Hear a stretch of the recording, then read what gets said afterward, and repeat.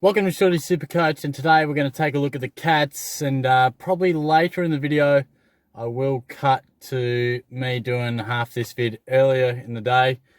Unfortunately, I somehow managed to delete the first half, and why it was in half, you ask? Well, I actually tried to adjust this little thing and my phone fell out, so disappointing because it would have been kind of funny to rewatch, but anyway, I'll just have to redo this. But we're taking a look at the Cats, as we always are doing, the lock, the risk, the breakout contender, and the player that's no chance for my side. So first up, we're going to take a look at the bloke that's currently in my midfield, and that's Paddy Dangerfield. Now, he's a really interesting player to take a look at because while he's in my lock category, you could probably take a look at it two different ways. Now, the way I'm looking at it, I think he's still in a very good position to score massive points. I think the Cats have about a year left in their premiership window and will be pushing really hard, and he'll play a big part in that.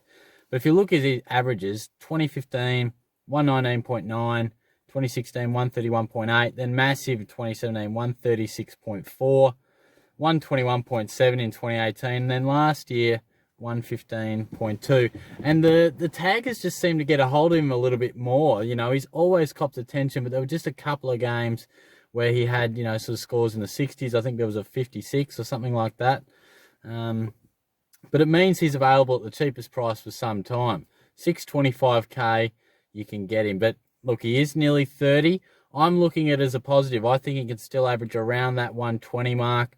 And I think he's at a reasonable price. In previous years, I've sort of had to debate that maybe he's too expensive. But there might be other people who look at it and say, well, I think Paddy's best football is actually behind him, and he might just, slowly but surely decline. They might have some question marks over the Cats as a whole, but at the moment he's locked into my side.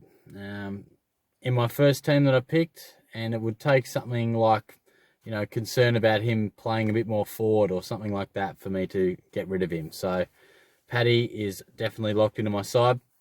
And the risk is Jack Steven. Now, very interesting, this one. Obviously, he's at a really good price, 361k, and we can get him in the forward line.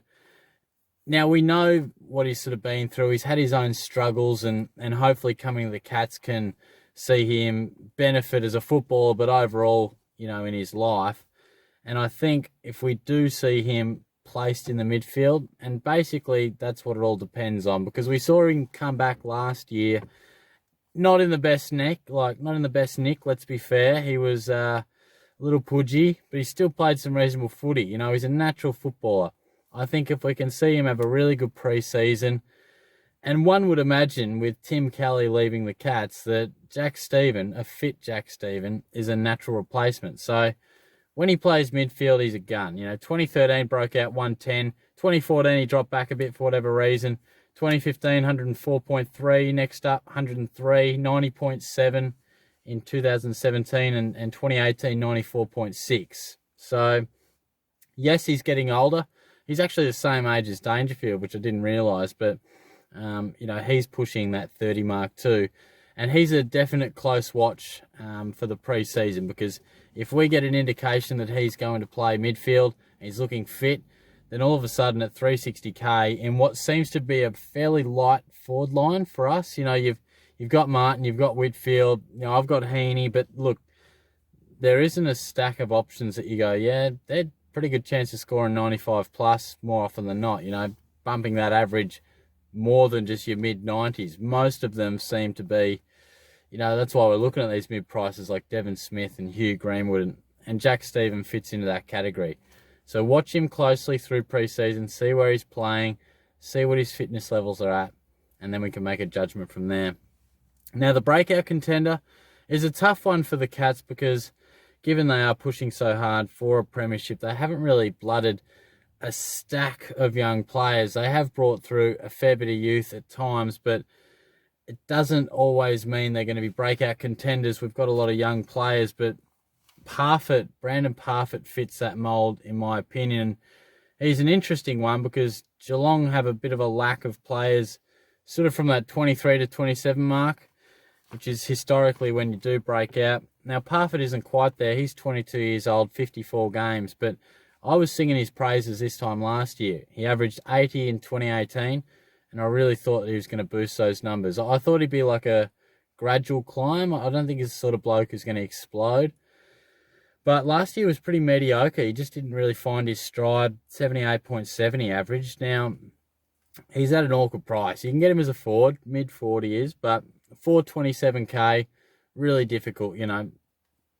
I wouldn't think he'd be in any teams. I had to find a breakout contender, and that's where I landed. But I am a fan. I think he will boost his average up, but I don't think it'll be enough to be an absolute breakout. But I reckon he's part of that next generation midfield at the Cats when the likes of Dangerfield, Selwood, Stephen, when they all move on, then I think he'll definitely reap the reward.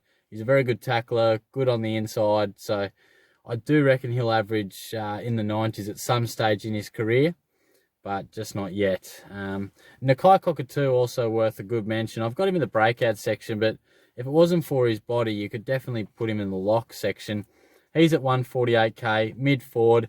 If he gets through pre-season without any concerns, he'll be in the Cats' best 22, and he'll be a reasonable scorer, an inconsistent one, but he's a very exciting player. The Cats want to deliver him to the best 22. We picked him very high many years back now, but he's got great pace, a booming kick, got a lot of tricks. So hopefully, fingers crossed, that he can get his body right, and he'll be a really juicy pick in our forward lines. And not really Supercoach relevant, but Nathan Kruger, just keep an eye on him. Again, I don't think he's going to get his opportunity next year, given we brought in Jenkins and Hawkins is still kicking, but I reckon this bloke can seriously play, so I just wanted to put him on the radar. I think he's a very talented player. Now, I'm going to wind it up because I did talk about my no chance player in this next section. I could have redone the whole video, probably should have, but you know, this was about the stage where I went to throw my phone and just hit the deck. So anyway, hopefully you're enjoying these previews, and I'll be back soon, and we'll continue the video now. Cheers. Well, that's what can happen when you pay $8 for your mount to hold the camera in place. Sometimes you adjust it and it falls to the deck. But anyway, no chance for my side. Gary Ablett. He's been an absolute champion for us and many of us over the years, but he's nearly 36, and I just wanted to put him in there because some people will see Ablett in the forward line availability and they might get a little bit excited, but I just wanted to warn anyone off, and it hurts me a bit because he's been a superstar. 2007 to 2017, he averaged 110 plus. 7 of those were 120 plus, and if you got a spare moment, jump on a Footy Wire or wherever you look at your stats, go to 2009, if I can spit that out, average 140.1. It's unbelievable reading, just the amount of scores that were just enormous.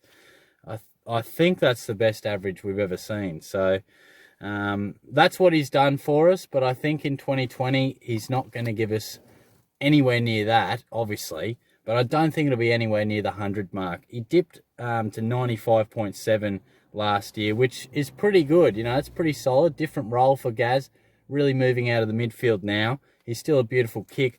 What really surprised me was the 21 games that he played. I was shocked that he played that many games. And to be honest, he looked tired come finals time. So I think it was a mistake that they played Gaz that much, because I definitely felt he needed a rest at times. His final scores were 64, 68, and 85. You can't always judge purely stats, but he looked tired. He looked slow. He definitely peaked earlier in the season and had a pretty lean run towards the back end, aside from dominating, I think it was the Blues. I think he scored 167 in the final round. So Ablett's been a champion, fantastic for us. He's available as a forward, as cheap as we've seen him for a long, long time, but I don't think we should be going anywhere near him, because not only do I think his scores will continue to slightly drop, certainly will probably stay around the early 90s, but mainly for the fact that he's definitely going to get rested and will miss games, whether it's rested or whether his body does start to really feel the fatigue of such a long career. But we'll see how we go. So there's the Cats video done and dusted, not without the odd hurdle and the odd camera hitting the deck, but hopefully you enjoyed it. I'll be back soon with a few more previews. Got a couple of little videos floating about as well. We'll mainly be doing the previews, I think, throughout January, and then we'll sort of focus in on a few more exact players, Q&A, and get around my Instagram as well, shorties_supercoach.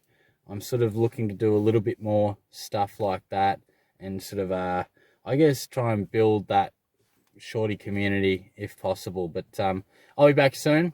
Thanks.